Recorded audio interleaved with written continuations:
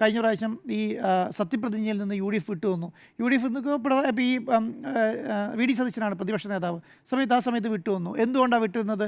കാരണം നമ്മളതിൻ്റെ കൂടെ ഇല്ല, നമ്മളതിൻ്റെ കൂടെ ഇല്ല എന്നുള്ളൊരു പ്രതീതിയാണ് അന്ന് സൃഷ്ടിച്ചത്. അപ്പോൾ ആ രീതിയിലുള്ള നിലപാടുകൾ LDFന് എടുത്ത് മുന്നോട്ട് പോകാൻ കഴിയുക എന്ന് പറയുന്നത് അവരെ സംബന്ധിച്ചിടത്തോളം വലിയ കാര്യമാണ്. കാരണം UDFനെ സംബന്ധിച്ചിടത്തോളം 1 കോടിയിലധികം വോട്ട് മേടിച്ച് അധികാരത്തിൽ വന്നതാണ്.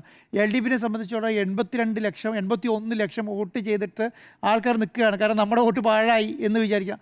അവർക്കൊരു പോസിറ്റീവായ ഒരു മെസ്സേജ് ഇന്ന് എനിക്ക് തോന്നുന്നു ഏകദേശം 10-15 ദിവസമായി അല്ലേ, 15 ദിവസമായി സർക്കാർ റിസൾട്ട് വന്ന് പുറത്തു. ഈ 15 ദിവസമായിട്ടും LDFൻ്റെ ഭാഗത്തു നിന്നും ഒരു പോസിറ്റീവായൊരു മെസ്സേജ് എങ്ങനെ ഈ സംവിധാനത്തിനെ മുന്നോട്ട് കൊണ്ടുപോകണം എന്നുള്ളത്. നമ്മൾ ജില്ലാ കമ്മിറ്റി നടക്കുന്നുണ്ട്, സംസ്ഥാന കമ്മിറ്റി നടക്കുന്നുണ്ട്, അവിടെ അഭിപ്രായങ്ങൾ വരുന്നുണ്ട്. അഭിപ്രായം പുറത്തേക്ക് വരുന്നുണ്ടെന്ന് ചോദിച്ചാൽ അഭിപ്രായം പുറത്തേക്ക് വന്നിട്ടില്ല എന്നുള്ളതാണ്. എങ്ങനെ ഇതിനെ കൊണ്ടുപോകും എന്നുള്ളത്. കാരണം പല CPMൻ്റെയും ഇടതുപക്ഷത്തിൻ്റെയും നേതാക്കന്മാർ സംസാരിക്കുന്ന സമയത്ത് അവരിങ്ങനെ ബ്ലാങ്കായിട്ട് നിൽക്കുകയാണ്. എവിടെ മറുപടി പറയണം, എവിടെ പറയണം. ഇപ്പോൾ ഇന്നത്തെയൊക്കെ നോർമൽ സിസ്റ്റത്തിനനുസരിച്ചിട്ട് ഒരു സർക്കാർ അധികാരത്തിൽ വരുന്ന സമയത്ത് സോഷ്യൽ മീഡിയയിൽ ഇടതുപക്ഷത്തിൻ്റെ ഒരു തേരോട്ടം ഉണ്ടാകട്ടാണ്. കാരണം എന്തുകൊണ്ടാണ്?